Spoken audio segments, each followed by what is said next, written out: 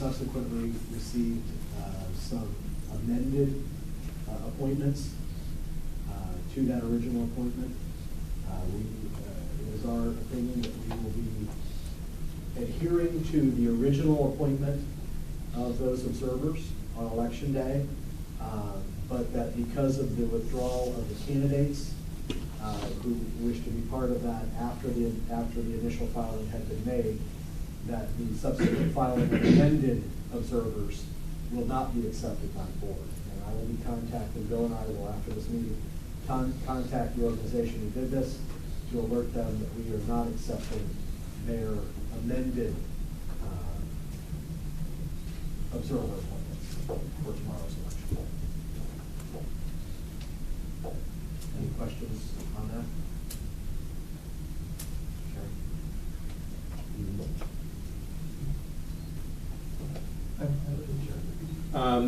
That wasn't clear. So you're not accepting what was sent to you this morning, about 10:30 this morning, but you are accepting what was submitted in the 11-day before period? The original. Or you're not accepting any? Are you having observers tomorrow?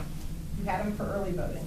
The original any original appointment that is made by this organization will be allowed, but any subsequent amendment that we receive will not be allowed. So they will have observers tomorrow, the first slate of them? Well, we don't know. I believe the first slate was all in-person early votes. I will have to check that, but any amendments that were made to the first set that were filed will not be allowed. So then, to be clear, because it's still not, they will not have observers at the polls tomorrow?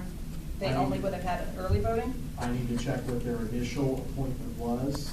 If it was just for early voting, then it would just be for early voting.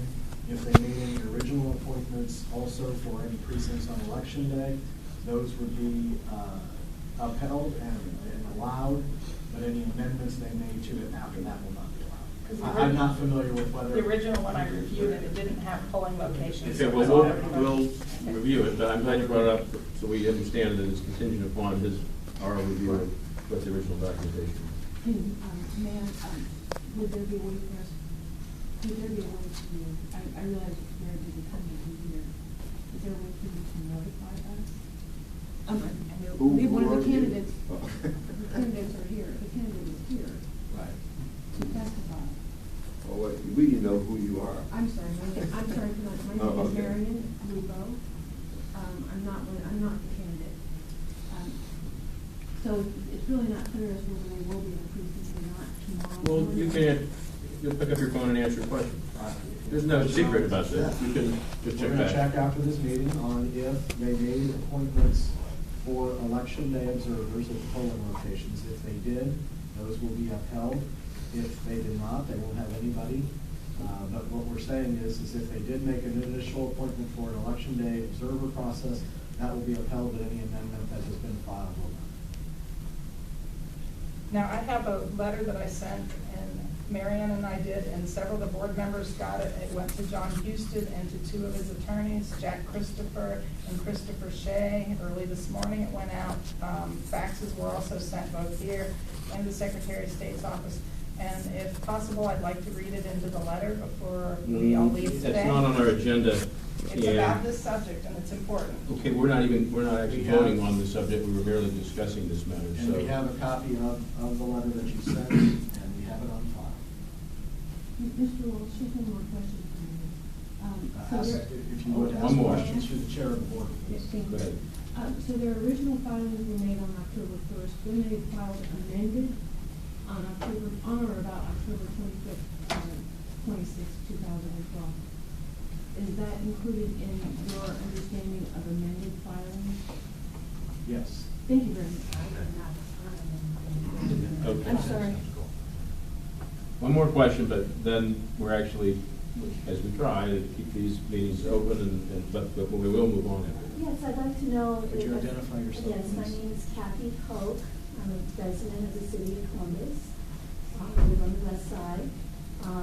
I would like to know if it's the board's policy that in the future, if 5 of 6 candidates who sign a petition like this all say they disavow their signature, Will the board honor such a petition in the future? Is this the board's policy?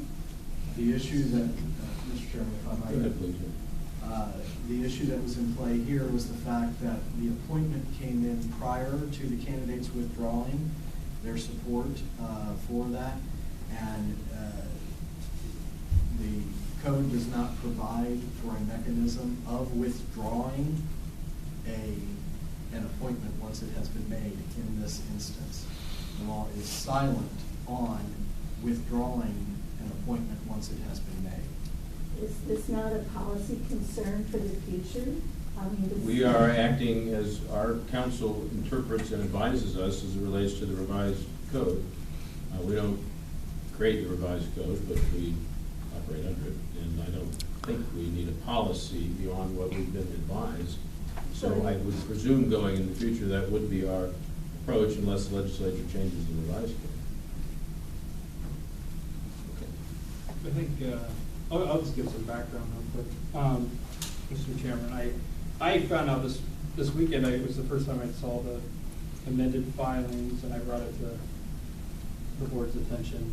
I was just concerned because I knew that, this group had the first signing or filing, I think October 1st or October 2nd. I saw, and I know that they'd all pulled the names off, and then there was this amendment filed with all those names on it again. And I know some of the candidates I that did not sign any that are on the amended amended file. report. I know that they, and So I've if my talked to them, name and I was know that they submitted, didn't it was sign. forged. Yeah, and I know that they didn't Forged. sign those documents, so I was concerned, and that's why I brought it up, and I'm glad that that we all worked out. And, I think as far as the original signing, I think, as the chairman said, I think we're basically, locked in with, we can't do anything about it. I think once it's filed, and even if they pull it out, there's no mechanism to allow that, that observer appointment to be pulled. The better case might have been for those candidates to come together and then that document and delete all those people from being appointed in the first place would probably been a better. I was invited to several of the True the Vote meetings when they did the planning on this. And the plans for this are not for a harmonious polling location. Things were discussed like using cameras to intimidate voters as they come in.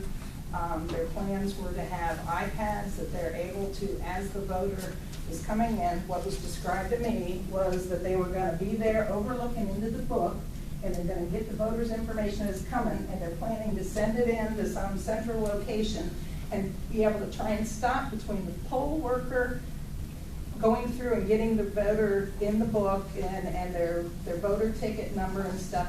They're planning to be able to stop the voter between that and walking to a machine. You can't tell me how this is going to add to a harmonious polling location. You're going to have problems galore. And I'd be happy to tell you further about these meetings because I was invited to a bunch. The behavior you describe is, of course, as we all know or should know and know, specifically and expressly prohibited. So we're not going to permit that, and the staff's not going to permit that kind of activity to take place in any form. And now we have to move on. The next Unless the item- board wants to say. The last item on the agenda is, we have to vote to go